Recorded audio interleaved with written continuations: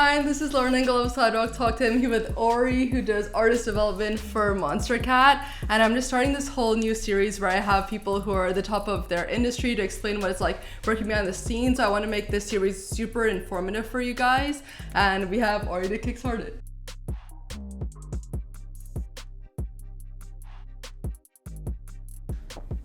I'm a huge fan of Monstercat too. I think it's really important for us to understand why the artist wrote that song. I think it doesn't necessarily need to be the most polished and fine-tuned record. We love hearing ideas that an artist is still kind of working through. It gives us the ability to provide feedback, to support them in different ways to make the project better. I think that, you're naive if you think that, one person, one set of ears, one set of eyes on a record is the best scenario. We want to bring lots of people into the room, creatives, label people, management, and sort of formulate what is the best for a particular record. So I think that, it's not necessarily about the most final, the perfect mix or whatever, but I also want to know that you have the skill sets in place. Personally, like I said, we don't sign artists, we sign records. But if you're a new artist, I want to know that there's at least 3 records from you that I'm interested in putting out. Because if I put a song out and then we don't get something for the next 12 months, it took you 12 months to make the next song, it makes it very difficult for my team to come in and do our job.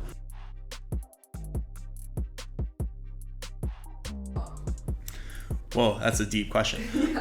A label's decisions are made on a number of things. Ultimately, a record label is a business. Being a musician is a business. And so I think that, you can't just make irresponsible decisions as a business on an artist's behalf, especially when there's financial matters at play.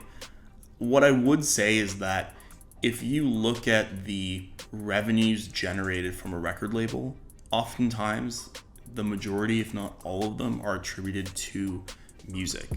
And so if the quality of the music and the quality of the campaigns and the love put into a release increases, the revenues and profits increase. It's not necessarily a, spend this dollar to get this result kind of industry. You can't pay your way to the top. You can get close, but oftentimes people will see through that. And especially, your core audience, or if you're trying to find an audience, you need to engage with people in organic ways. You need to create something that is real and not manufactured or purchased.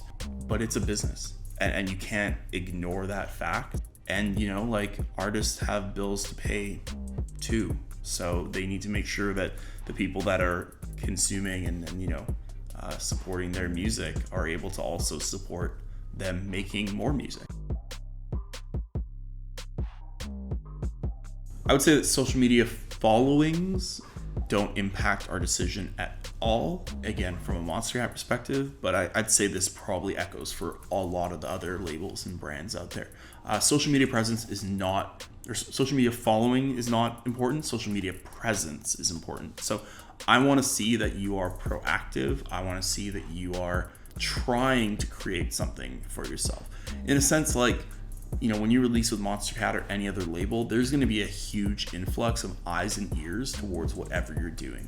And you need to be prepared for that. And you need to at least understand how you're going to manage all these new people who are curious to see who you are and what you're all about. That is incredibly important, and something that I think a lot of people misinterpret when they think about the power or the role that social media plays in their artist brand. Especially in the early days, it's not about the numbers, it's about the quality of what's there when the numbers finally come. I'd say whenever making a decision on putting out a particular record or uploading a specific song to a platform, the most important thing is that it's something that we believe in, but ultimately it has to be something that audience wants to see, and you can't force content down people's throats, for lack of a better word. As somebody who, we control the Monstercat YouTube channels, it's our responsibility to give those people what they want. And by doing that, you create a level of trust.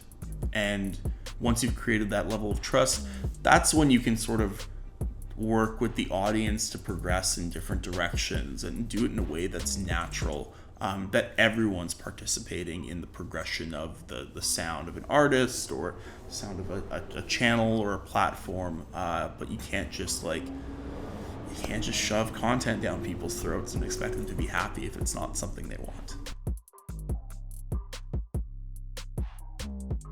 I would definitely say there's been many times when we've had to sort of make a case as to why an artist should sign a release with Monstercat and not another label. And as an artist, that's a great place to be. You know, you want to know that not only is a label interested in what you're doing, but they're willing to fight for it. You know, they're willing to put their money and their time where their mouth is.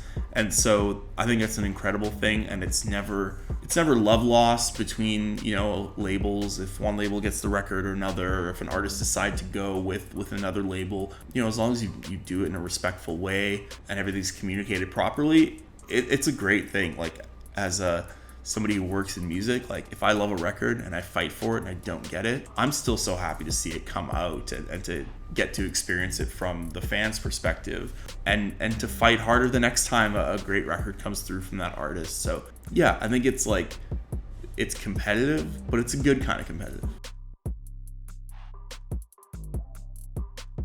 I would definitely say that being a part of the community and the culture of dance music or music in general is incredibly important to entering this business and to creating a career for yourself. Oftentimes people confuse that with like staying up super late, drinking way too much, you know, like partying way too hard.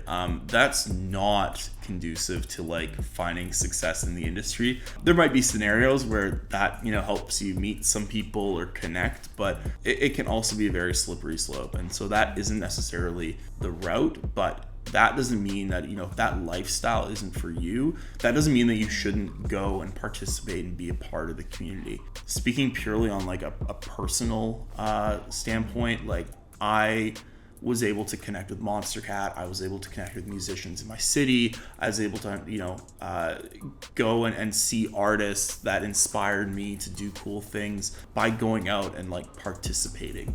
And I feel like a lot of music producers who, you know, they have this role where they need to spend hours in front of a computer or an instrument or a project file, and they forget about the real world connections that can be made. And while, you know, you can connect with artists around the world on various platforms and whatnot, there's something to be said about being like present in the moment and in the things that happen when you do that. Thank you guys so much for watching, and of course for Ori. Thanks for having me. I know, it's been so fun. I've learned keeping me hostage all day. I know, we filmed like so many hours, so you guys please watch all 3 videos.